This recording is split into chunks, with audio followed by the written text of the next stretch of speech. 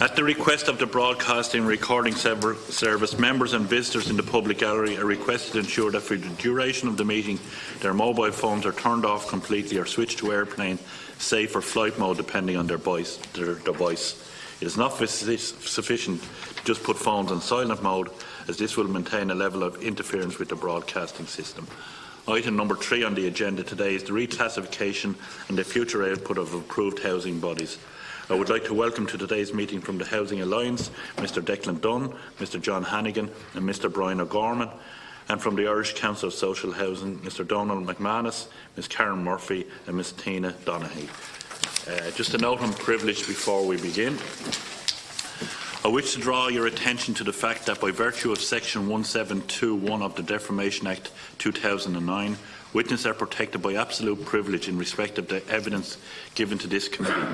However, if you are directed by the committee to cease giving evidence in relation to a particular matter and you continue to do so, you are entitled thereafter only to qualified privilege in respect of your evidence. You are directed that only evidence connected with the subject matter on these proceedings is to be given, and that you are asked to respect parliamentary practice to the effect that, where possible, you should not criticise nor make charges against any person or entity by name or in such way as to make him or her or it identifiable. Members are reminded of the long-standing parliamentary practice to the effect that they should not comment on, criticise or make charges against a person outside the House or an official either by name or in such way as to make him or her identifiable. I now call on Mr Declan Dunn to make the opening statement. Thank you. Thank you very much, Chair and members. So what I propose to do, with the permission of the Chair, is to highlight the points that are made in the opening statement, that's fine, rather than read the entire. No, that's fine. Whatever. So the Housing Alliance is made up of 6 organisations who are also members of the Irish Council of Social Housing, and what brings us together and unifies us is, I suppose, a common commitment to support people in need of housing. The 6 organisations involved have a scale where they're actually involved actively in developing housing at significant numbers.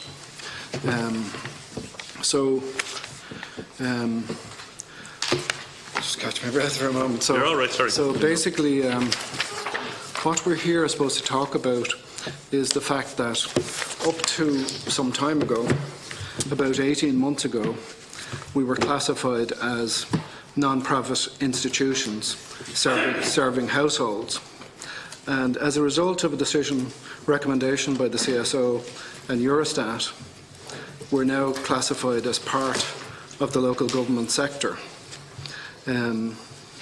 So this has an impact for us, and the impact it has is in terms of our potential to borrow funds to build housing for people who need them so urgently, but not on the government's balance sheet. So now we find ourselves that the debt that we incur becomes part of the government debt. Now, when this first arose 18 months ago, it wasn't a cause of huge alarm or concern, because the view was that there was adequate funding for at least 2 years for us to get on with building houses at scale.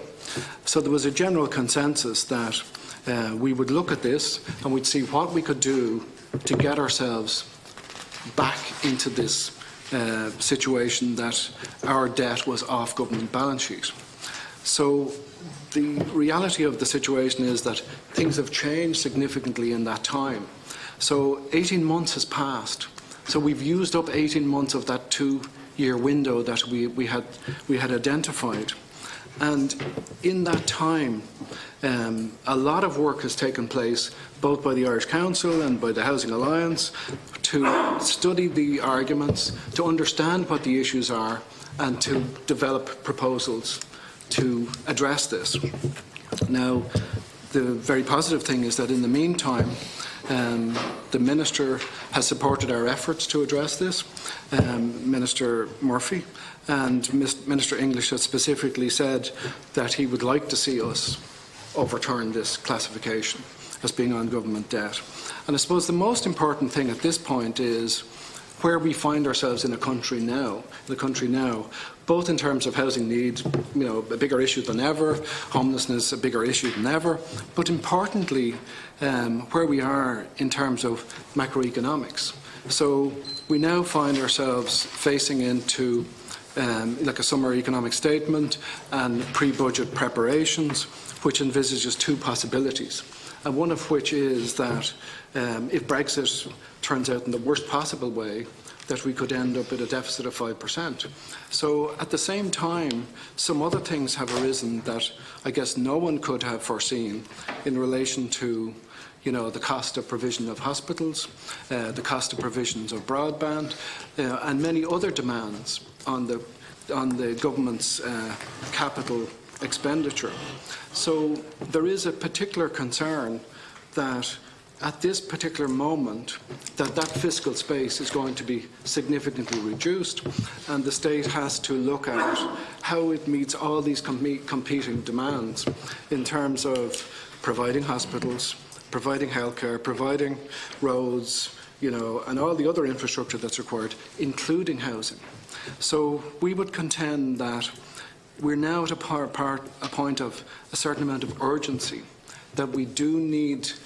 I guess it falls to us to flag that it is important that we're in a position to continue to provide the houses that people want, need and deserve, and that by going back to the position we were in previously, where we can access finance that's not on the government debt, that provides an avenue for significant delivery of housing in Ireland. And the good news is that the work that the Irish Council has done and the Housing Alliance has done leads us to feel very positive that we now have good arguments to address this significantly. So what is being asked for here is we're asking for, I guess, all the arms of the state to come together to address this. And we will bring to that forum the information we have that we believe can address this clearly and effectively. So we think the time is right, but there's also quite a lot of urgency about doing this in order to think about those people that we were set up for, because we were set up as social justice organisations that are charities. Our wages are paid by our tenants. We work for our tenants. This is our sole purpose is to be here to provide housing for our existing tenants, but also to provide housing for other people. So I guess we're here to flag what we believe is an urgent requirement, but to say that we believe there is no shadow of difference of opinion between us or actually government in terms of the need to do this. But if urgent action is not taken, it won't happen, and we need the engagement from all of the arms of the state now to make this happen. That's it, Chair. Okay, thank you, Declan. I now call on Donald McManus to make his opening statement. Thanks, Donald. Thank you, Chair.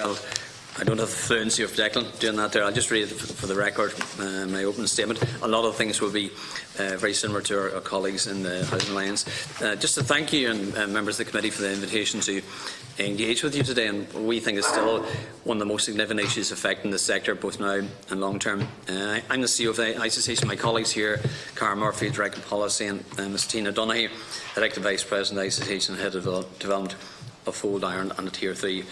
The ICE Association is a national federation of 260 member organisations, collectively own and manage 35,000 homes at affordable rents for older people, families, people with disabilities, the homeless and single people. The housing association sector in Ireland, or the pre-body sector in Ireland, is part of a movement, part of the social housing sector in Europe, which is over 22 million homes throughout the European Union. One common factor within all these jurisdictions is support from the state, either directly or indirectly, to house people in the social housing sector, including housing associations or pre-bodies as are referred to in Ireland. With no state support, it is unlikely that many of those households in the social housing sector will be housed in accommodation with affordable rents. Members of the ICE comprise larger Tier 3 bodies, imagine over 300 to 6,000 homes, like our colleagues in the Housing Alliance, have plans to develop throughout the country. To those local and regional Tier 1 and Tier 2 housing bodies who provide housing and related support services to vulnerable groups in local communities, responding often to a local housing need and providing a service. Overall, the sector has a commitment to developing and managing social housing over the long term and addressing the changing needs of our population. On classification, it's almost a year and a half since Eurostat reclassified 14 approved housing bodies, AHBs, to the local government subsector. At the same time, and repeatedly since then, indeed to this very committee, the sector had stated its major concerns for housing associations. We welcome the commitment of Ministers Murphy and English to work towards return of all HBs to all balance sheet.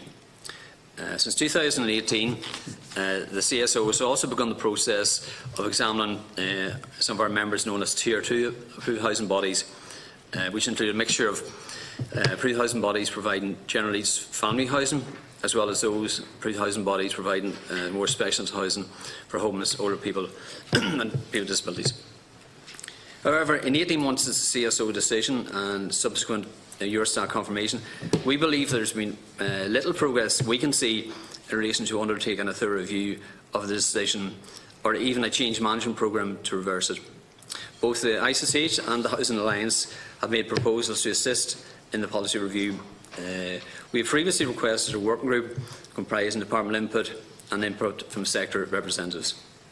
However, this did not happen.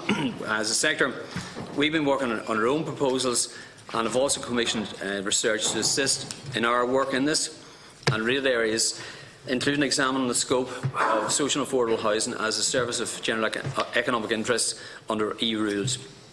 In addition, the ISSH undertook with Housing Europe in 2017 a survey of the classification status of housing association sectors in other EU member states and was found the vast majority of these sectors were off balance sheet. In our view, classification remains a significant issue, like the Alliance, which will have long-term effects on the sector. For now, the sector's ability to deliver homes under Rebuild and Learn has not been diminished in delivery terms as yet, but this is under the current capital plan and in the context of a housing crisis.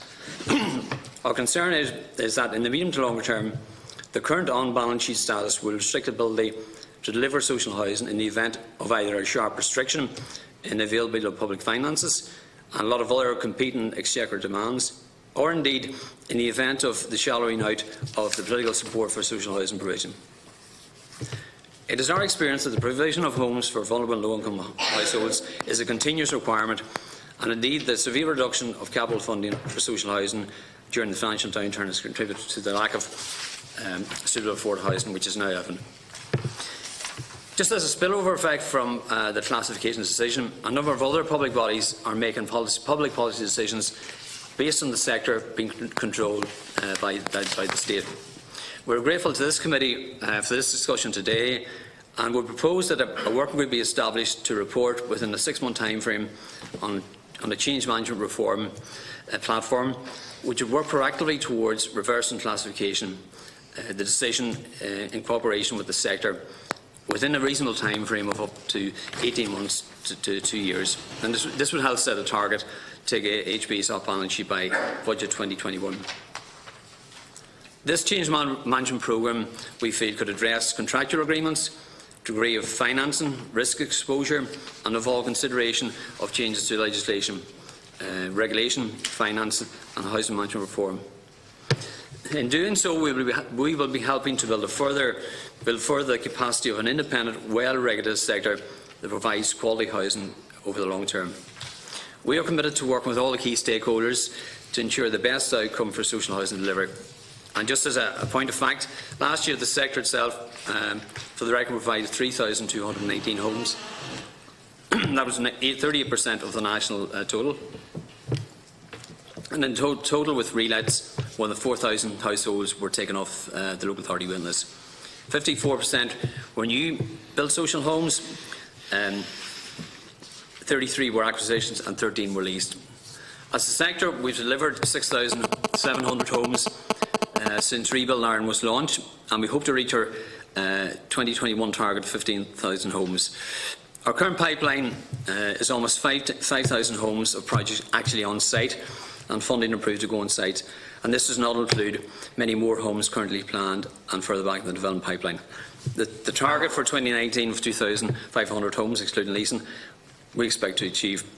As a sector, there are challenges to the continued delivery at a high level, including the classification issue which we're talking about today, the high concentration of one lending source, access to land for continuous delivery, and the need for additional rental housing, affordable rental housing options beyond the current pilots.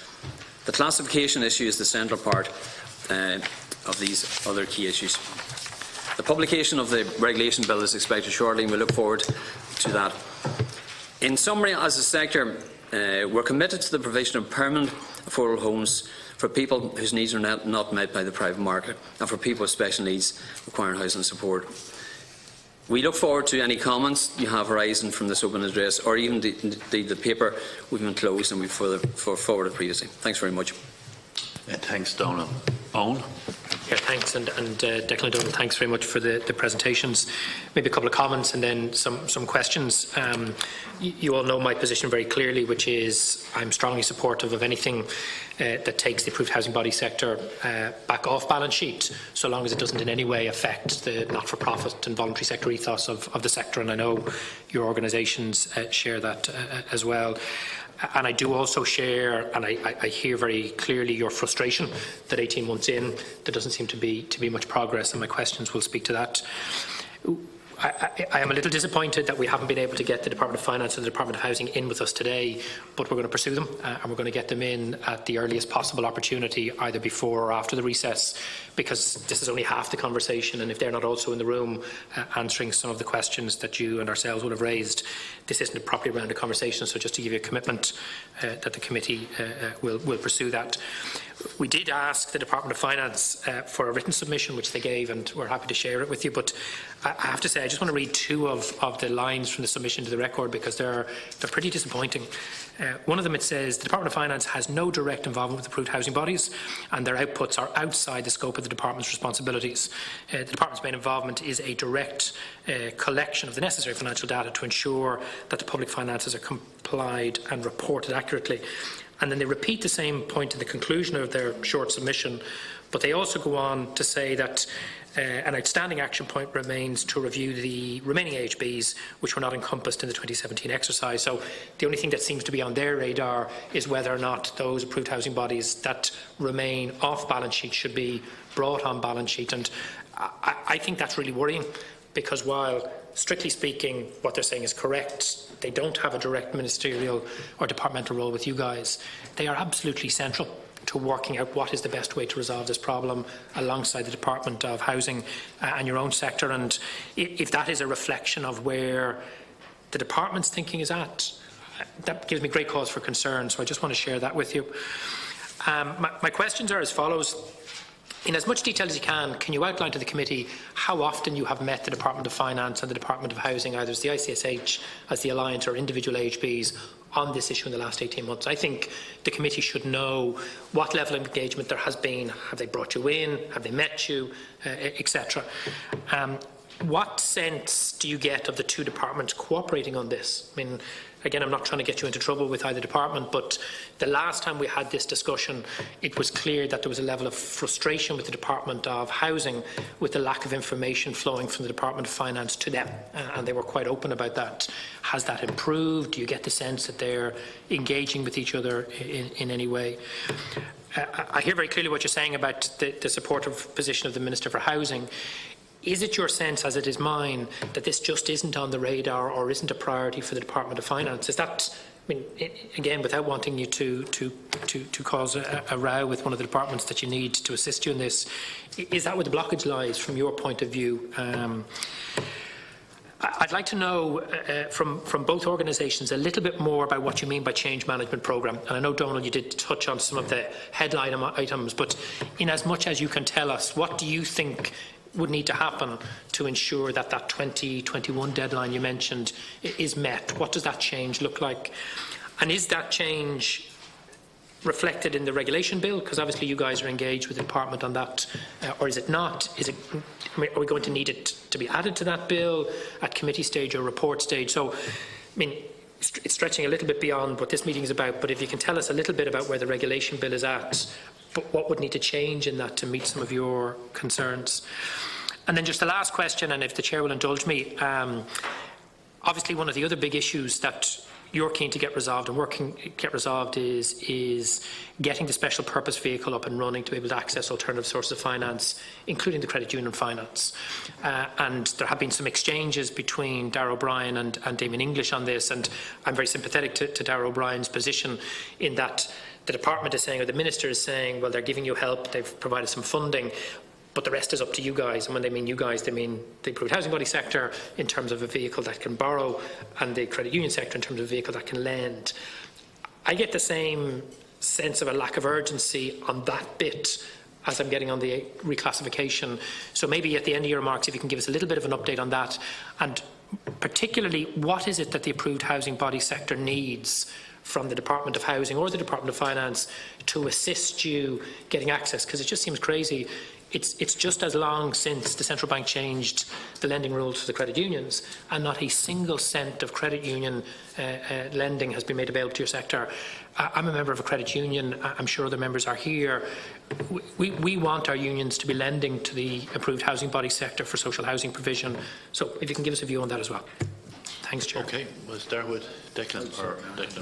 So, Cathaoirleach, look, what I propose to do is just to address the urgency point and then to hand over to my colleague John Hannigan, who's also the CEO of Circle Housing Association, who chairs the subcommittee within the Alliance dealing with this, and then my colleagues can join in as necessary.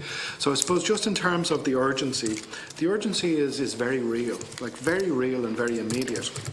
But I think it would be fair to say that when this judgment came down initially, many people, including ourselves, would have been of the view that we had got time, you know, that there was money available that year and the following year to do what we're doing. And so the significant work is underway, and the funding is coming in for us to do it. However, we now find ourselves where that window is closing, and so many other factors that I mentioned before are now kicking in. So we are now in a changed world, and I think that it merits a changed response from both departments in terms of recognising the need to do something fairly immediately. I suppose the second part of that, and the things I'm referring to, are the impact of Brexit, the potential for a deficit in the budget going forward, if in the worst case scenario, also the demands for other capital projects like hospitals and overruns and those things. So there are significant developments since that occurred. And the other part of that is that the need is so pressing, like for housing. It's like people are really urgently need to access housing, and that increases every day of the week. So we would put it to both departments that we believe we understand how we all started from a view of, look, we have time, but that time has now gone. Circumstances have changed, and we're at risk now. Like the programme delivery is at risk going forward if we don't address that. And in that 18 months, it hasn't been wasted, because from our side, both the ICSH and ourselves, we have done a lot of work. We've commissioned work, we've done investigation, we've got material. So the time is now right. So we're ready, and we do really need formal engagement, and we need all of the arms of the state there to actively engage to show how they're going to fulfil the commitment that has been made by both ministers within the Department of Housing to achieve this. And we think the time is right. It's in the interest of people who depend on housing, and I think it's just very urgent now. There's no getting away from it now. It must be addressed at this point. So the technical points I was going to hand over to John to address a bit, number of engagements and regulation. Yeah, do you want to comment first, or shall I go ahead? Just on the sort of meetings or whatever, we've had 2 or 3 meetings with the Department of Housing. We've put a submission to them on that. Less engagement with the Department of Finance. In fact, we probably only engaged once in relation to that, or in recent terms as part of a wider sector. So 3 meetings with the Department of Housing and 1 with the Department of Finance in 18 months? The one with the Department of Finance wasn't directly, it was through the Community Voluntary Pillar and was raised at that platform. So not even a meeting with the Department of Finance? Not as directly as that, but certainly in the Department of Housing we've had on that. And that's why we have information since that. We've done a lot of work as technical assistants that it's just to share it. We don't have a platform to share it with because we're almost like deja vu here. We're speaking again 18 months after we had this discussion initially in March 2018. It's more to share what we think things could progress to. I think on the regulation side, initially we'd mentioned that one of the issues about regulation was about control, and obviously if the regulator was controlling the sector, that would have an impact on classification. And obviously the regulation bill I think is going to be produced very soon, so we'll see what happens on that. But I think the Department will conscious that was one of our points we made, that any regulator in a sense couldn't control HBs, was that may seem to be, like in Britain, may be seen to be controlling the sector from a public point of view.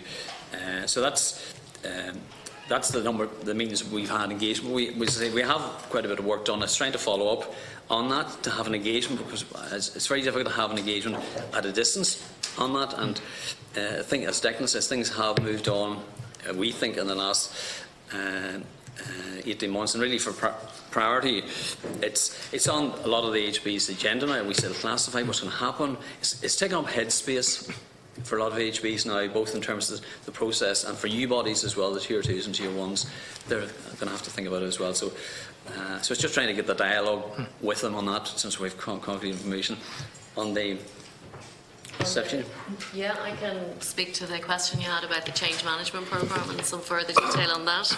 I think, as Donal and Declan have alluded to, the first thing would be if it was a cross-stakeholder working group that was leading on it. I suppose the first job would be to scope what is required and what that change management programme might look like. We have drafted our own proposals and submitted them with our own ideas, but again, it's sort of a little bit of a vacuum at the moment in terms of which ones would need to be progressed or what might actually need to be added. So I think from our own proposals, what we would be looking at is one in terms of legislation, and the regulation bill is a significant part of that, but there may also be other legislative change required, for example, in regards to approved housing body status, which will be dealt with by the regulation bill, but other aspects of funding that may need to be dealt with through legislation. Another one is looking at the financing, for example, a move towards a greater stream of affordable rental coming into the sector. Again, we can look at whether that would help in terms of the overall position and the criteria that the CSO came to their decision on. You know, so if we had a greater degree of rental income from affordable rents, for example, would that change the position? So again, these are our proposals or our areas for discussion. We don't know, because we have no feedback, as to what extent one criteria is more important to another, because I suppose a lot of the ruling itself was quite subjective. So it's around engaging with the other parties so we know which elements of a change management programme should be prioritised. I mean, there's other areas like reform of the rent scheme.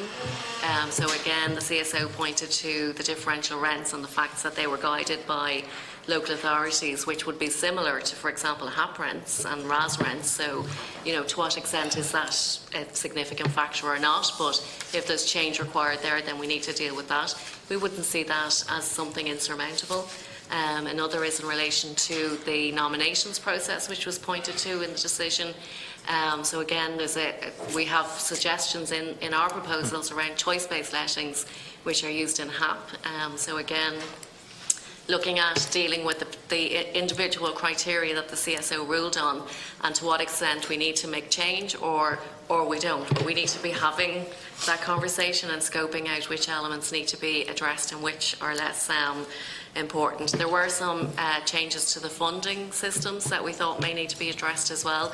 For example, the CSO criteria looked at the degree of risk that the state held through the contractual agreements. So our view on it is there's quite a bit of risk on the AHB through some of the more recent agreements, but again we would need to look at if there are any further changes required to balance out that perceived risk that the CSO had in relation to the financing. And there are some other areas, again, for example, that we think could be on the table, like the historic debt, and whether that could be dealt with in some way that it would, again, I suppose, change the perceptions of the CSO and Eurostat in how our sector is considered or perceived to be controlled by local government. So I suppose they're all detailed technical aspects of the programme that we see could be brought in to address the CSO's concerns, but it may not even, maybe one or two of those elements may be enough to deal with the reclassification decision. So I think it's to get into the detail of that is what we need. Yeah, thanks. Thank you, Deputy and Chair. The Housing Alliance has met once with the Department of Finance separately, specifically on classification, in the very early stages of the considerations. And there's been nothing since. And we've met, along with our colleagues, obviously, for 2 meetings on classification with the Department, specifically on classification. Obviously, other meetings go on a regular basis and other things. Is there a sense of cooperation? There is a sense of wanting to cooperate, but actually, we've seen no actual evidence of action. I think that's the thing. There's been no action that's already been highlighted. The change management programme has already been talked about really in quite a bit of detail. I think it's fair to say that a significant proportion of that won't require legislation, but will require a little bit of rethinking, none of which would affect the status or ethical approach that we would take as not-for-profits. So from that perspective, we believe we can see reclassification happening without changing fundamentally what we're here to do and how we're here to provide support and housing for our tenants. The regulation bill, a really interesting question. We haven't seen the regulation bill. There's been no consultation with us in respect of it. So we can't tell you specifically what's in it. That may or may not affect. What I can say is that in discussions with the regulator at the point that they can say that they've seen it, obviously, and they don't believe there will be any additional impact in respect to classification. And I think they will have learned from the changes that have happened in the UK in terms of their regulation requirements that impacted specifically on classification. In respect to what else is in the regulation bill, I have no idea. And I think most of my colleagues can say we have no idea because we've not seen it. And I think that is a query and a question that, the sector that's likely to impact mostly has not been consulted directly in respect of its contents. So that would be a concern, I would have. In dealing with your question around the credit union finance and the SPV, I can say quite honestly there's been a very significant amount of work done within our sector in terms of the creation of vehicles to enable borrowing to occur with with the credit unions as well as other third-party funders, pillar banks, etc. We have been out to the market, as I think has been advised to the committee. I'm not sure if it's advised to the committee, but certainly to the department, where terms of reference, terms of lending have been received from the credit union, one of the credit union bodies. We have not pursued at this point in time for commercial reasons.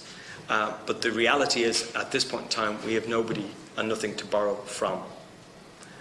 So the credit unions, from my understanding, have not created a vehicle which is regulated by the central bank, which will enable a borrowing to be put in place. The discussions with them go on actively at this point in time from our sector's perspective, and certainly with individual members of the sector particularly, but nothing has been done in terms of doing a deal that would see borrowing come through to the sector. And just a very quick supplementary, are you saying that if the credit union or credit unions, because there are different players on the pitch here, if they created their lending vehicle and if that was ready to go tomorrow, you would be in a position to potentially borrow from it depending on the interest rates and commercial viability of the loan offering? Absolutely. So you're ready to go? Yeah, absolutely. And we as the ICSH vehicle that was supported, as it were, through the department, specifically requested the credit union, an element of credit union, to quote and to send terms of buying. And the offering that you've got from one credit union body to date, are you in a position to share any information about which body that is and the rate, or is that a... reasons, yeah, for commercial reasons, I prefer not to. But suffice to say, it would be a recognised element of the credit union movement. Okay. Jennifer? Okay, just thank you everyone for coming in, and I think in particular AHPs are playing a massive part in rebuilding Ireland. You know, when you see last year they provided 3,219 social homes, because I firmly believe that local authority are not building anymore. I think they're building less. I think that's a massive issue. I think we need to build local authority housing, but I do believe that the AHPs do play a massive part in local authorities. And I was just on some of your queries there when you spoke about how many meetings with the department.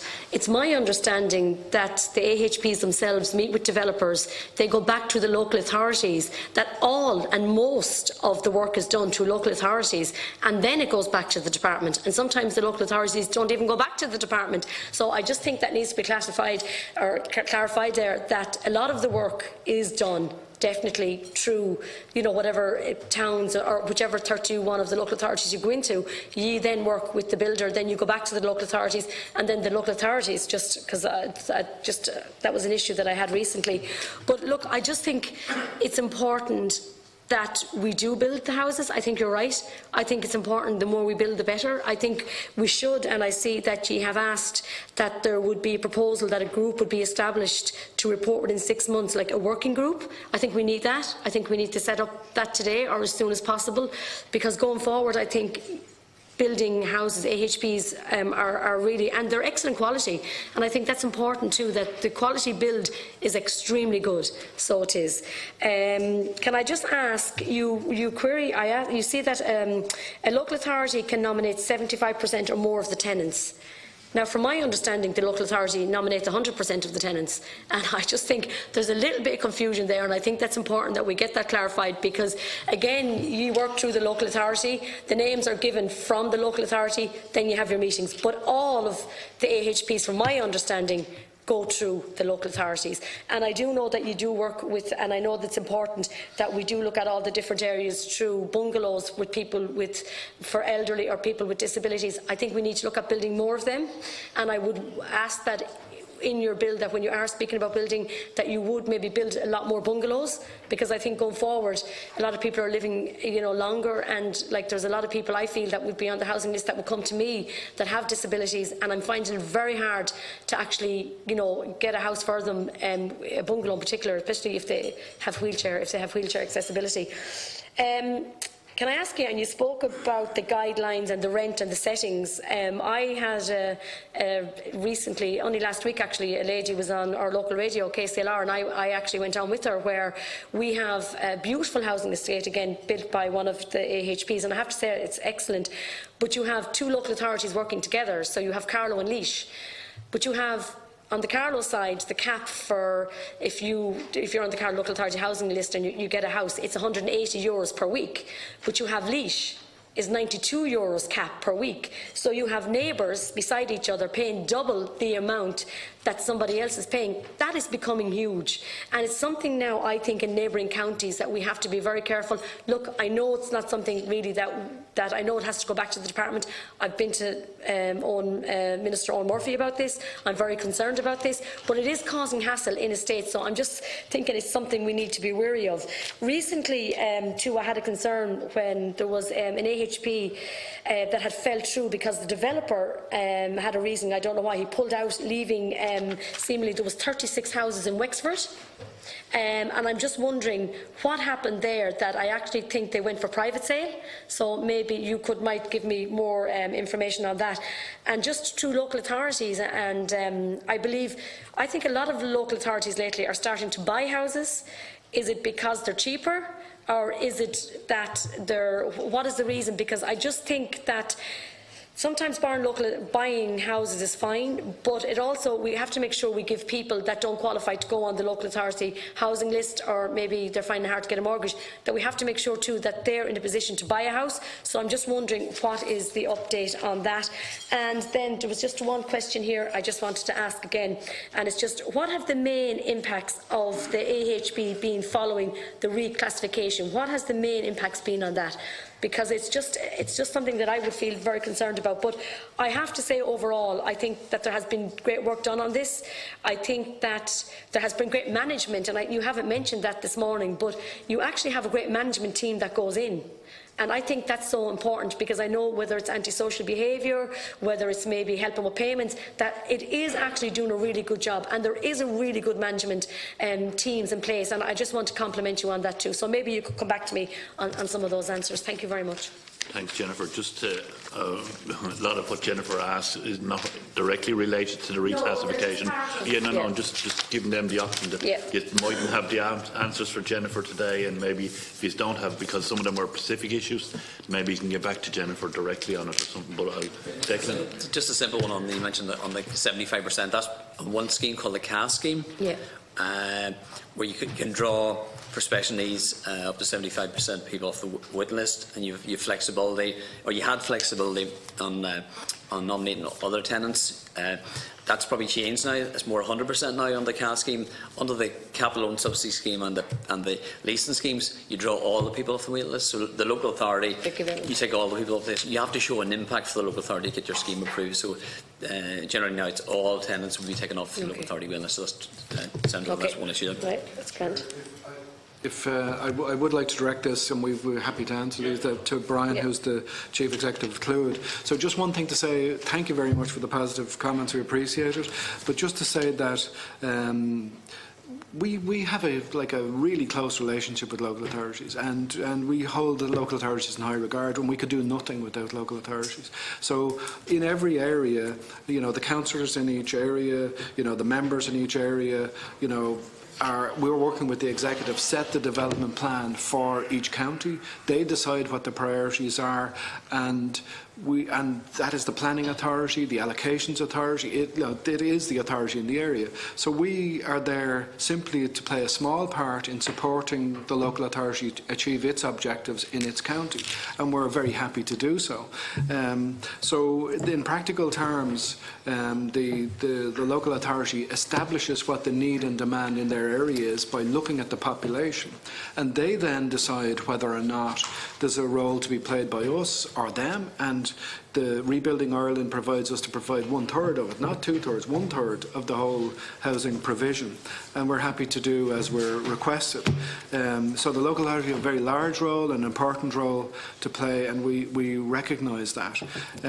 So I think I'll just hand over to Brian to talk about some of the detail.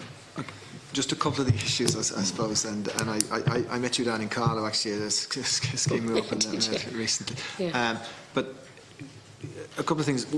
We share the concerns that you have about the rent.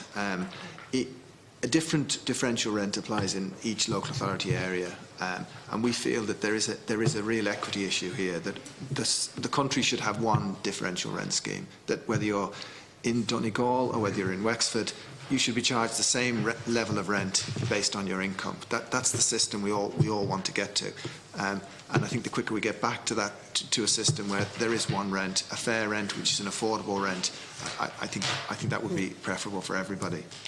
And you don't get we see it because we're national organisations, that the significant disparity, it becomes much more immediate and much more pressing where in your constituency, where Laois and Carlow are right up against each other, literally across the river. So people know what different people are on, and can see their neighbours on different rents. It is a real problem. Just in relation to the, we do acquire numbers of units on the open market. So most of us would have programmes which contain both acquisitions and development. So some properties we acquire and some properties we build and develop ourselves. We would see ourselves as not competing with the private sector, but in point of fact, in a large number of cases, enabling the private sector to do more. We can make arrangements and deals with private developers where, because they have a guaranteed sale on a proportion of that development, they can then fund the rest of the development for the private sector. So we would see us as facilitating both the private sector as well as the social sector. And the last thing we want, I suppose, is to encourage that kind of competition, to say that social housing is competing with private housing, because I think we need more of all kinds of housing. Just in relation to the reclassification piece, I think in terms of effect, it would be fair to say, I think, as Declan and Donald pointed out in their submissions, I don't think it's had a huge amount of effect, and that's because, as a country, I think we're doing a lot better now than we would have during the recession years. So the impact hasn't been felt. It really is that future impact that we're trying to close off, or we're trying to take care of this time, to plan for a situation where there are many more calls on government finance, where there isn't that same funding available to provide to housing. And that's what we need to take care of at this stage. If that money can be sourced outside of the public sector, then it enables the government to do more with the funding that it does have. And we have, and I'm just repeating what people have said, we've done an awful lot of work over the 18 months since classification. But we can't do this without the help of the Department of Finance and the Department of Housing. We're quite clear, to come back to Owen's point, that the Department of Finance have said that they're the lead they're the lead government department on this. It's a whole of government issue, where the Department of Housing can do a certain amount of it, that the Department of Finance are the lead agency or the lead government department on this. So without their active involvement in this, we're not going to be able to do it.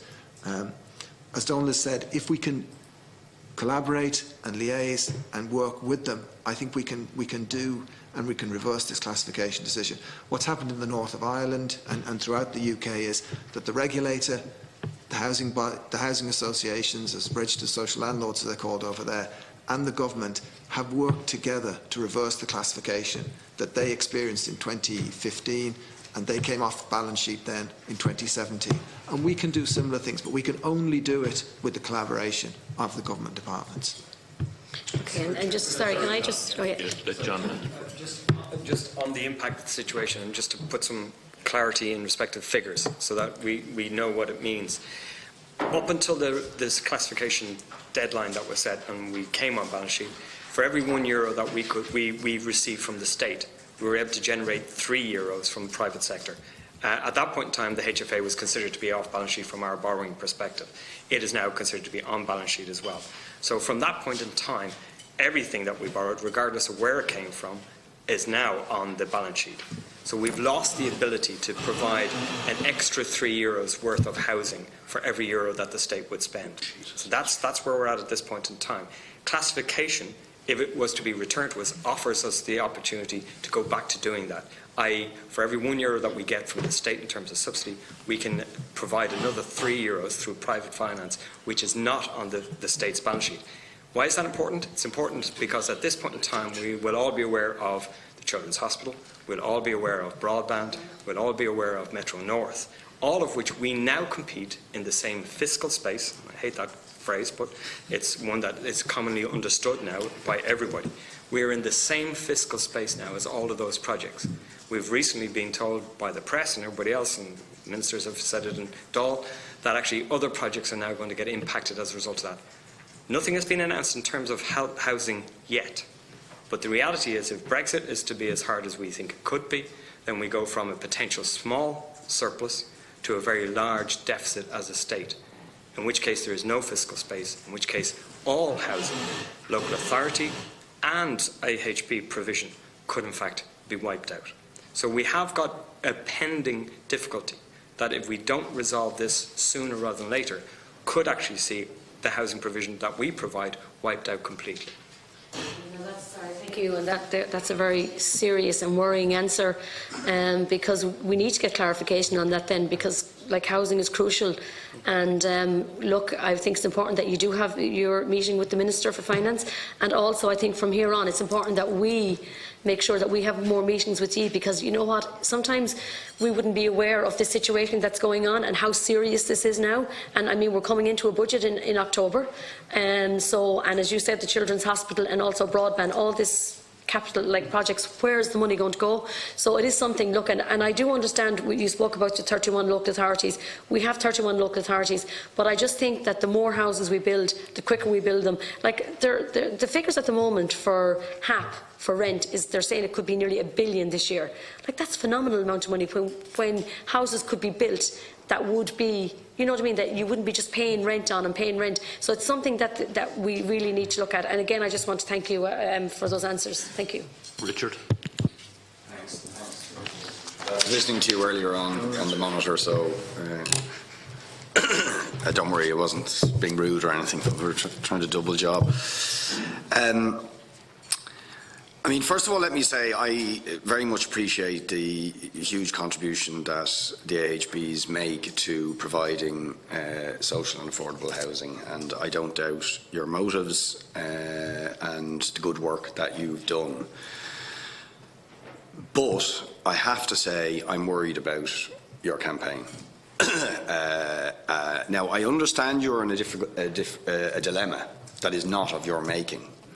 And so you're responding pragmatically to a dilemma that has been created for you, essentially by the fiscal rules.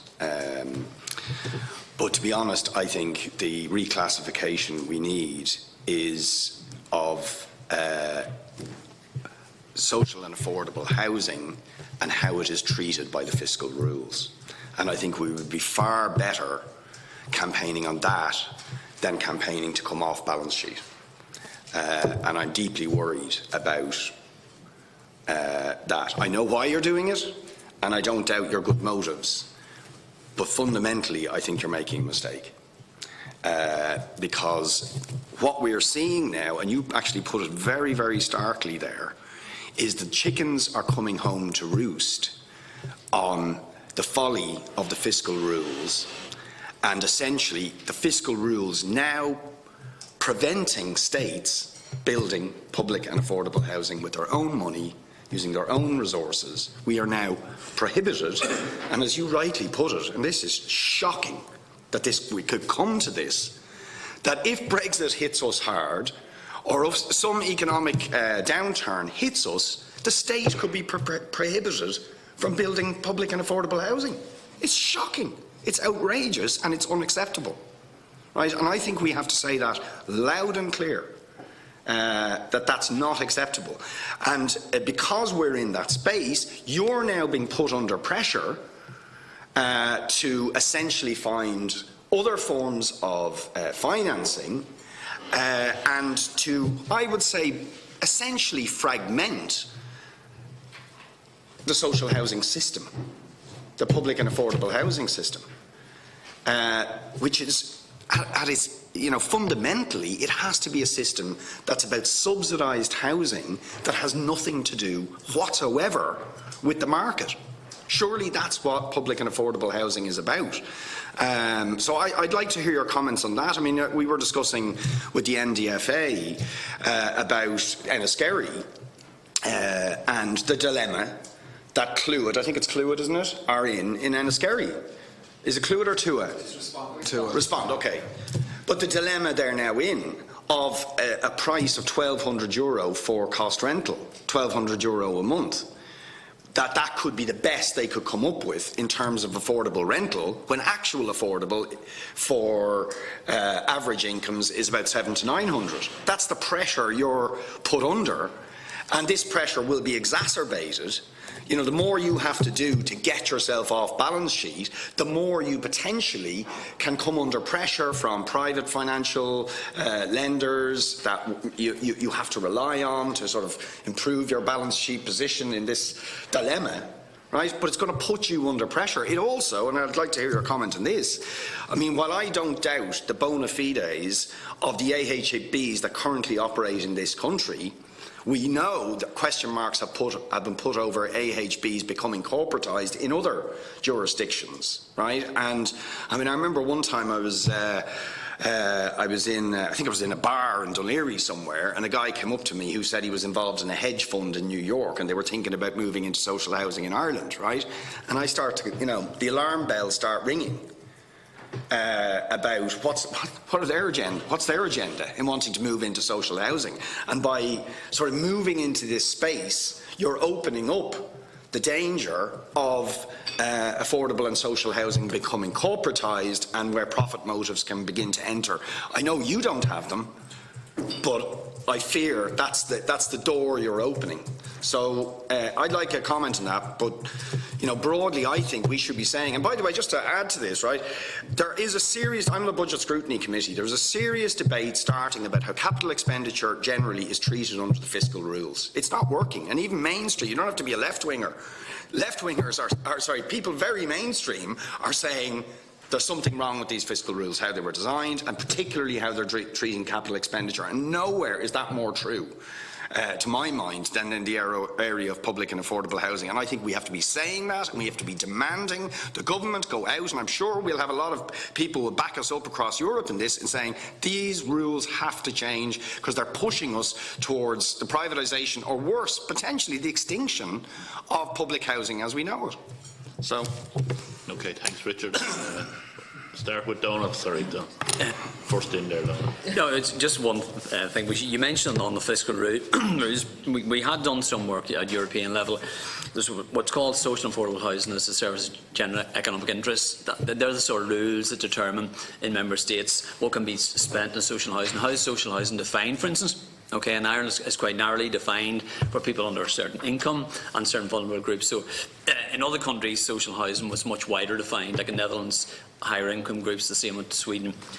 A number of years ago, a few private companies in those countries took cases against the government and the social housing sectors to say, look, you're blocking out us in relation to social housing, we could provide that space. But there is a movement now within Europe, because there's a lot of affordability problems throughout Europe, not just on the social side, but on the affordable rental side, the people who don't qualify for social housing but don't want to get a mortgage. So there has been a discussion now at European level between all our federations in Europe on this issue of the rules, on the SDI rules, and a number of people know that. And at the moment they're very narrowly defined. Okay, they're actually moving more narrowly defined into target groups under a certain income and vulnerable groups. And we think now, with the whole push on cost rental and affordable rental, there's a chance now to widen those rules out from not just social, but for cost rent and affordable rental. And some of our colleagues in Europe, we've done some work on that, and we think there's a space now, whether through this committee or at European level, that we could, as a small country, all the countries thought we were unusual because we were providing a very targeted social housing sector. Much other countries are providing a much wider sector. But now with the problems with affordable rental for middle income groups, there is a momentum now at European level, and we put in our submissions at European level as well that the SGI rules should be re-examined in relation to housing, social housing, and they are going to be reviewed. I think there's a consultation out at the moment for mid-July on the service of general economic interest. Now they determine the rules by which member states can allocate or notify the government on social housing, and I think that's a space, Deputy, that could be looked at. So we're interested because we're charged now with cost rent and affordable rental. And I think if SDI rules were moving to that space, both in Ireland and other parts of Europe, that you're targeting not just lower income groups, but this other groups of people who the market has failed, and the market has failed more people just outside social housing. That's why we're talking about cost rental and affordable rental. And I think certainly there is a momentum there for that, and we've been pushing at European level to widen and look again at the SGI rules in relation to that. So that's my contribution. It's on our radar. In the past, it wouldn't mean so much, but it is now, and I think that would also interest the local authorities as well, that these SGI rules are a bit more flexible, but they have to be determined at more European and Commission level, to allow governments to determine what they can do at national level. So that's my talking sort. Declan. So we find ourselves in agreement. I suppose if we helicopter up, really, as a country, we're facing quite a significant challenge. So, you could break up the whole housing market into different sectors, and I often think of three of them. So people who want to get mortgages, and many of whom can't at the moment, and people who want to access social housing and are waiting many years to access it, and then people in the middle who would like to have a rental option and would like to have certainty about payment and all of that. I'd call that intermediate housing. So there's affordable models and there's cost rental models, and ourselves and TUA, my work with Respond, are involved in trying to make that happen, and so amazingly enough, it's taken a lot of things even to get to that rent, in terms of 40-year money, very cheap money and all that kind of stuff. So essentially, we really have to think as a country about housing generally being provided, because all forms of houses are needed and people need to do it. But as long as housing is commodified, as it's a commodity rather than a social good, we're in real difficulty. We're in real difficulty for people in all three classifications. I have two sons, and I would have aspirations of what I'd like. I live in Clondalk, an ordinary place, and I was able to buy a house as it happened. And as I get to the age I'm now, and I start to think about, would I need a nursing home? How is that going to be funded? What happens if you're in a long-term rental with a private landlord, and at the end, when you no longer have an income and you've got, the state has difficulty enough paying the old age pension without creating another social transfer from me to be housed on top of everything else. So I think there are fundamental perspectives and policy issues that have to be addressed. So just to answer your question about our orientation, you're right about what our orientation is. I suppose we have two challenges. We'd like to support, housing policy development because it has evolved over the years and it can evolve further. But we also have a requirement to build now and to deliver for people right now. So we tend to be pragmatists and we tend to be solution focused and trying to do something in the short term. But we would like to see the bigger picture addressed also. Okay. Yeah. Quick, because I want to come back in as well. So. Yeah. Well, I think that's very positive. And it doesn't surprise me that you would be saying that and echoing the points that I put to you. But I do think it's quite important that statement comes out. And what you've said here is very, very stark and extremely worrying. And I think we really have to say, in the loudest possible way, that the government have to go out and make it as an absolute priority in Europe that public and affordable housing is going to be treated differently under the fiscal rules, because otherwise we could find ourselves in a space where we are not allowed to spend money on public and affordable housing. And that's just totally unacceptable. When arguably there's about 70% of people are being left out of the market, and that there's just no chance the private market is going to deliver for them. And that number is rising, whether it's affordable or public or intermediate in terms of controlled rents. That's the space we're in. And the proportions in terms of rebuilding Ireland are the opposite way around from that, in terms of what they're hoping to deliver, and as you cite in your paper. So, yeah, would you agree that that's a message that, and maybe you're careful about what you tell the government to say and do, but that we really have to send that message out? And one other just thing that concerns me as a pressure you're under, let's put it this way, because I qualify everything I say by saying I know yous are trying to do the right thing and have a record of doing it, but certainly in my area, Dún Laoghaire, it looks as if the local authority or the government or whoever is making the decisions about whether stuff goes to the AHBs or whether it goes to the local authority, a big proportion of it and a growing proportion of it seems to be unloaded on the AHBs. There seems to be a reluctance, certainly in my area, of the local authority to do it, right? And so I'm worried that pressure is building, and then does that put you under new pressures? Because it seems to me it does, right? I think about one of the big issues in public housing are welfare issues, right? Huge issue. Now, the local authority welfare teams are already under-resourced and barely able to cope, but they have some resources, right? I suspect that the AHBs have even less resources to deal with welfare issues. So you end up with sort of different tiers of support within public housing because of the pressures that are being put and the lack of resources, and it just all becomes more fragmented. And yourself, tenants will, it's different, or even transfers. There's a problem with transfers, I think, isn't there, across, you might have a particular type of housing stock that's 2-bedroom and 1-bedroom, but somebody who then has kids, can they get a transfer? It's difficult because the system is fragmented. So, all of that to me is a big problem. So I'd be interested in your comment, but I think we need a lot more integration of those things, and we need consistency of supports and resources And then there's also, as you said, the question of, you know, those who are above the thresholds, which are ridiculously low, who are absolutely caught in no man's land.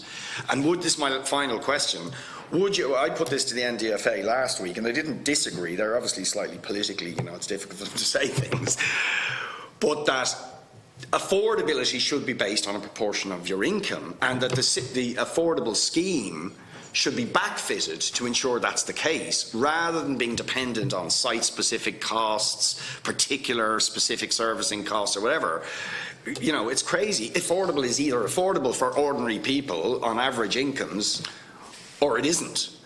It can't be, surely, would you agree, dependent on the peculiarities or geographical position or specific site characteristics, or, you know, where the financing is coming from. So, yeah. You can thank Rich for that, and of course, as happens here, we end up straying into a lot of different other areas in relation to housing. Owen, you wanted to come back in again and ask just two specific questions. Very quick supplementaries. It's worthwhile comparing the number of meetings that you've both described that you've had with the relevant departments with the number of meetings that the Interdepartmental Clearinghouse Group had. That was a group set up by the Department of Housing to look at ways of facilitating private sector real estate investment, trust investment in social housing provision. In an equivalent period of time, they had over 25 meetings. And I know that because I put in the Freedom of Information request to get that information. There were over 32 records, documents that I got back in that FOI, and it was a stack about that big. And you guys have had 3 meetings with the Department of Housing, the Alliance 1 with the Department of Finance. You've submitted documentation but got no response. And I want to put on the record that I think that says quite a lot. The Department of Finance had no difficulty being part of that interdepartmental group. So contrary to what they're telling us in their submission to the committee today, that the HB issue isn't an issue for them, when it was an issue of discussing private finance coming in through another mechanism, they had no difficulty, and I think that kind of highlights the problem. My 2 questions are this. Richard raises an important point, and the CSO obviously set out a number of concerns in their initial determination, which Eurostat agreed with, and they were, as you've said, issues of financing, contracts, regulations and risk exposure. But Eurostat did go one step further, and I know I've raised this with you before, but I just want to put this on record. They weren't just concerned about those kind of more governance issues. They were also concerned about the relationship between rents in terms of social rents, market rents in terms of the level and the movement, and how that affects the approved housing body sector's investment decisions. That's a much bigger step than the CSO had, and I suppose I partially agree with Richard. See, I think there are ways of tackling that first group of issues that the CSO highlighted without undermining your ethos. My big worry is, and this is the mistake that the British approved housing bodies made, was in order to tackle that issue of rents, market fluctuations and investment decisions, they went further and in my view have gone down a trajectory of undermining their ethos. Now, I think the jury is out in the sense that I think depending on what the Minister comes back with, you know, we can judge those. But I suppose I'm interested to hear, have you made proposals to the Department, or do you have views on that one bit of the Eurostat decision? It was the second last paragraph in the conclusions where they added that additional criteria, because for me that's the real worry. Because then you become, even if you don't want to, sub-market operators as they're becoming in Britain, rather than not-for-profit voluntary social housing providers. And that's the bit that I think I haven't heard anybody come up with a way of responding. And then just a final question. I know you've said there's been no impact on delivery. One of the big worries many of us had when you were put on balance sheet is you would have to jump through the same hoops in terms of the development pipeline as the local authorities do in terms of the 4-stage. I'm taking from what you're saying that so far the Department and the Department of Finance have been pretty hands-off. How you do your business once you get approval, that hasn't changed in terms of departmental scrutiny, or has there been any change in that? Okay. If I may, Chair. Yeah. So ironically, there's a huge amount of agreement, and like we're not in battlegrounds with the right, the left, the private sector, the public sector, or the departments really. And like it's interesting to know, actually, you know, the Department of Housing has done more in the last 12 and 18 months to facilitate our delivery. That'd be my experience in Respond than ever before. And for those people who are thinking about the market and thinking about like economics and all that stuff, and we all have to think about economics. Like we need a functioning housing market. Like, how are we going to retain young people to stay in our country? Why should they stay here? How are we going to have key workers working in cities when their rent and their housing costs are so high? How are we going to attract, those big intellectual property companies that we depend on? How are we going to do all of that? How are we going to have an Ireland that we'd be proud of if it's not possible to have housing at every element of the market? So I think there's great common agreement about all of this stuff.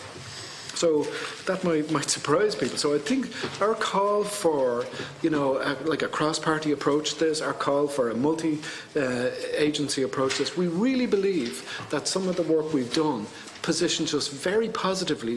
We think our hand is stronger than it was 12 months ago in terms of reversing this, and I think we've common cause. And I think it is really important that homes are lifetime homes, that it's not commodified, that the market isn't sucking out large lumps of profit in order to provide people with homes. And we're kind of found ourselves possibly unintentionally in that situation with HAP and whatever, but we really need a pathway out of that, and we need not to be creating another problem for the Department of Finance of yet another social transfer to pay for people post-retirement to have some place to live. Donald, do you want to, or Tina? Yeah, if I could just add on the sort of quality of life and well-being issues.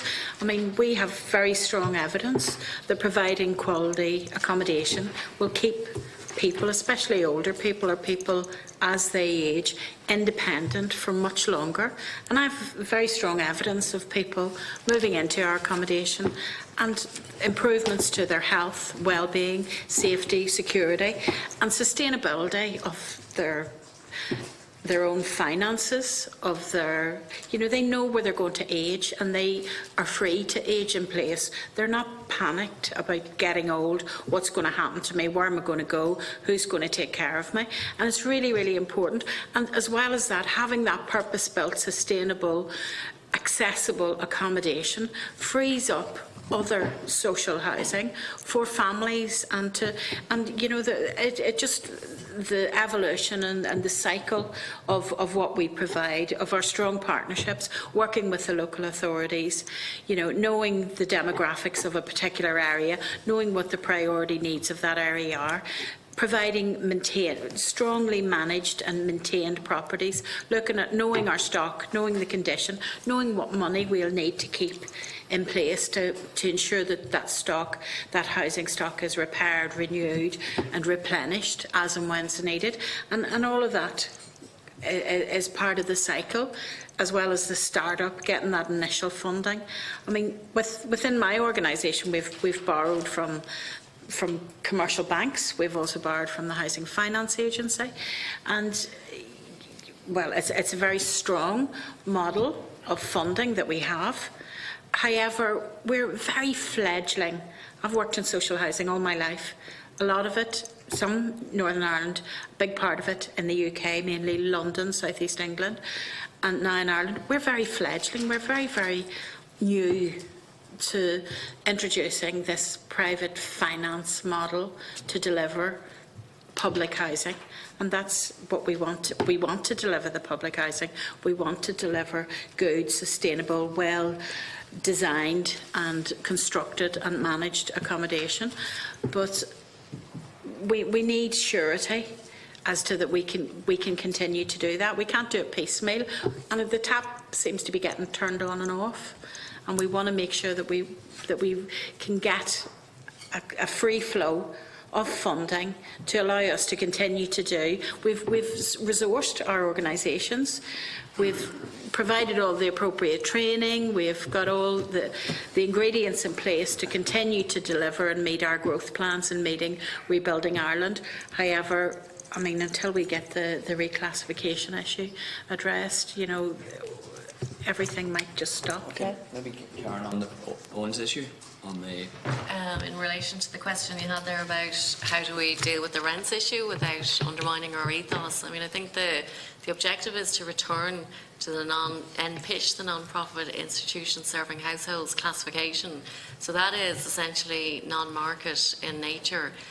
So I think to achieve that status or that classification, we don't see any significant change to the rent structure per se. I mean, we do see a broadening of our the category of clients that we need, or of people that we need to serve, because traditionally we've always focused on social housing, but now the market's excluding so many different households that is necessarily broadening, which is why, as Donald mentioned, the European rules need to reflect that. We can't have such a narrow definition because there are so many categories excluded. But I think that particular ethos isn't in danger, I would say, in relation to the NPIS status, because that is essentially, it's third sector, it's non-market. John wants. Just to, I suppose, amplify that just a little bit. You're absolutely right, Deputy, that I believe too, having worked like some of my colleagues in the UK for a long period of time, that they've lost their way in terms of their ethos and what they should be doing. I think last year they produced 7% social housing out of the total production that they delivered, very small. And I don't believe that we will get to that point in this country, because I think there's a different view as to what we should be doing. The Eurostat ruling and that element of it, which was about this rent and the rent link to the market, it's defined in two ways: being a price setter and a price taker. Now, the reality is that across Europe, there's plenty of evidence, actually, that price takers, which is what we are at this point in time, still qualify as off-balance sheet under NPIS. And that's what we want them to go back to look at. The fact that they've added it in, actually, I think it's relevant. But the reality is there's evidence across the rest of Europe that actually the majority of the social housing provision, which is either affordable and social housing, is actually about price taking from the state's approval perspective. So I think there's evidence to be able to overturn that element of it. I think they just took a very narrow view in respect to how they were dealing with that for Ireland, based on the other elements. And as already been stated, in terms of the other elements, that we've done a significant amount of work now, and we're in a very strong position, we believe, to be able to go back and start the discussions. The critical bit is that we do need a Department of Finance, because they're the gateway to the CSO. So if they're not involved, then our initial opportunity to talk to the CSO and have a serious conversation with them is significantly diminished. You answered my question there on affordable housing, and I think that's crucial, and we all know about affordable housing. But just going forward, even with the AHPs at the moment, I think there's definitely lack of communication between the Department of Housing, local authorities, the builders and the AHP, whichever it is, who would respond to it. I think there needs to be definitely a more awareness, more meetings, and I think sometimes one thinks one is doing something the other doesn't. So maybe going forward is something that you would look at, that everybody, those particular four departments, are each know what the other is doing. And because definitely from dealing with things like that, I find one department knows, one department doesn't know. So maybe look at that for me. Thank you. Okay, maybe just a few brief questions from myself, and I can thank you both for your submissions today. Sometimes you sit here and you just get caught up in all the red tape and the bureaucracy of everything, and it's very hard to understand that there's equivalent to approved housing bodies across Europe that are delivering social housing off balance sheet, and you sit here and you say, well, what's the difference between them and us? And I think, John, when you gave me a bit of a shock there when you said that you leverage €3 for every one you get from the state, but now that €3 is now on the state's books.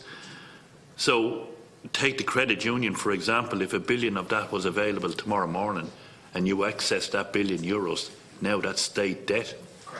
So it's a fundamental issue that radically needs to be solved quicker, or as quickly as possible, because in other words, every piece of private funding you get is now the state's responsibility, yes, basically based on this ruling. Yes. And like the impact in the delivery of housing moving forward, as everybody has said, whether we agree with it in principle or not, we're now relying more and more on the likes of yourself to deliver social housing for the state. And we all have different views on that, whether that should be the way or not the way. But I can't understand that private funding is now part of the fiscal space. And is that down to the percentage of getting into the technical end of this, why you were taken off balance sheet and put on balance sheet? Is the fact that it was, you know, the ratios are wrong in relation to funding? If the ratio came down, I know other issues were in relation to management, you know, the setting of the differential rate, allocation of houses, they're all sorts of things that we can deal with probably locally here. But I'm seriously worried today now, after what you've said. All private money, equity, is now the state's responsibility because of this ruling. Yeah, that is correct. As of the date of the ruling, anything that we raise and any expenditure that we have, or if we have income and expenditure within the organisations, so but the net figure, whatever that might be in terms of our revenue costs, are also either revenue costs or revenue incomes for the state. Retrospective, it goes right back to the beginning of our existence. And the reality of anything new in the future at this point in time, regardless of where it comes from, is now considered to be government debt and on the government balance sheet. So if we were successful in borrowing from the credit unions, as you rightly say, that immediately becomes state debt, effectively. It becomes accounted for as state debt within the fiscal rules. Why are we so different from the rest of Europe that can? And that's the frustrating thing here. You read all the reports, you read all about social housing delivered across Europe, all different models. They all say they're off balance sheet. They all have vehicles there that's delivering social and affordable housing off balance sheet. But yet here in this country, we don't seem to be able to strike that balance. Why is that? Some of it is to do with the narrowness, as already been highlighted by my colleagues from the ICSH, in that the definitions that we have here are quite narrow. The levels of the earnings that people qualify for social housing are quite low. There's a broader definition within other jurisdictions that allow for the intermediate market to exist and for it to be dealt with through AHBs or similar bodies. So the fiscal rules effectively are one of the reasons why that has occurred. In addition to that, though, there has been a different point of view taken for Ireland in isolation to the rest of Europe. And that's actually one of the things that we have been looking at and examining to see how do those interpretations stand up if you were to compare them across the rest. And there is some differences in terms of the interpretation for Ireland compared to what has been there for the UK and other jurisdictions. So we are going back to look at that as well. Okay. Look, in one sense, Chair, this isn't an classification issue for countries in Europe. They're not, when we go to meetings, they're not talking about this. In fact, they don't want to get involved in this because they don't want to get dragged into this Irish problem here. And they're keeping their head down and saying, well, the Irish are up to something, but we don't want to get involved in that. But generally, in terms of the tradition and history of social housing throughout the European Union, there's different traditions, obviously, but a lot of them have focused on the rent type structure, the cost rent or economic rent structure, which allows you to provide state support, but also you get income from tenants, and then you almost get a HAP type support to the tenants if they can't meet their rent levels. So there's a different tradition of that, but by and large this isn't an issue. There's been no campaign by Eurostat that I'm aware of throughout the European Union to go and target social housing as an issue to bring it on balance sheet. In fact, we were annoyed when it did happen. We thought we were being picked out unfairly as a sector in terms of being looking at classification, but this hasn't been a wide issue throughout the European Union. But I do think the tradition and history of social housing in Ireland has become more narrow. It used to be a bit wider in terms of council housing back in the 50s and 60s, more income groups got housed. And that's why I would say, in terms of the rules at European level, there are a big issue. It's called the notification of state aid, and you get exemption from notification of state aid if you have a targeted social housing definition. Now, we would see now, if that could be re-examined and widened, both for us in Ireland and other countries, you have real affordability problems in other major urban centres. So there is a momentum throughout Europe now to look again at what's called the service of general interest, the rules by which a country can allocate a state funding to social housing. And I think it's incumbent now, even aligned to the classification issue, which we focus a lot on today, to look at the SGI and SGEI rules to see in this current climate in Europe where housing affordability is a major problem, there could be a re-examination of the definition of this year to allow more both targeted social housing and this new income group. And appreciate affordable housing sometimes is a slippery term. You know, sometimes it's 35% of your income or so forth, and who qualifies and so forth. But I do think where the market has failed, and this is where the European Union rules come into play with SGI rules, when the market has failed, then it is incumbent on a member state to be able to provide state aid for that. So that's whether it's in subsidies or land or whatever. And I think that's an issue could be grappled in the same time as the classification issues as well. It's a wider issue that Deputy Boyd Barrett mentioned, but certainly I think it's one that could be looked at both here and at the European level as well, which is common interest. But I think there's a different tradition. I think we provide a lot of capital funding for social housing, unlike in the UK. UK moved into private finance and social housing about, 30, 40 years ago. We're doing it in 5 years. This is a record change for any sector in Europe. We've done between 5 and 7 years, this shift from 100% capital to 30% capital. So it's a big shift. So in one sense, we're working our way through it. We're not experts at this yet. We've worked our way through it, but we've made a fair stab at it to get to this stage, working with local authorities. But I do think there are a few things we could look at. And idea of the European rules and on SGI rules, I think, is one area which could be certainly explored. And it's just to have that discussion, to have been able to talk to people about it with the European level, at national level, and classification and SGI rules could certainly be one to be had now in the current housing environment. Thanks. Yeah, no. If I could just add, even in saying 30% capital, that 30% capital is practically non-existent now if you're purchasing within Dublin because of the levels of the high costs and rents. So 30%, if you're looking at a turnkey project within Dublin and surrounding counties, because of the high level of market rents, it's very unlikely you would get any capital subsidy. The sort of roles have reversed. You know, at the commencement of this new financial model, the CAF and the P&A, it would have restricted construction or purchases outside of Dublin, really, because of the low market rents. Now the opposite's happening, and it's more viable to be able to construct and to purchase outside of Dublin. The only projects that you would get a capital subsidy for now would be new build projects, and that brings about our access, our requirement for needing land, working closely with local authorities and having land transfers to enable us to be able to deliver projects in the highest areas of need within existing urban centres. From my own ignorance point of view, I just don't understand why we can't resolve this, because everybody's agreeing here, the department is agreeing that this needs to be fixed. It's in their interest, because if they fix this, they're taking your debt out of their fiscal space, giving them the money to spend on the overrun of the Children's Hospital. And I'm disappointed to see the level of engagement is not there, and the energy is not behind resolving this. Sorry, Eoin. Just to add to that, because I actually think maybe, given that there's a kind of a consensus in the committee that we should do something about it, but we had a meeting the last day, right, where we had the departments here and yourselves were here, and the level of expertise about the things that Donal are talking about rests within the Department of Finance. If it's new to the approved housing body sector, it's also new to the Department of Housing officials, and the Department of Housing officials were clearly indicating that there was information on the technicalities of resolving this, that they needed the input from the Department of Finance in. And until we had actually asked the Department of Finance officials in the committee, and they had to answer the questions, up until that point, the two departments hadn't shared that vital information. So my sense of it is because from talking to the Minister and the Department of Housing officials, I think they would like it to be resolved, but I don't think they know how to resolve it. And the Department of Finance is the key to it, which again is all the more worrying about their proposal at the start.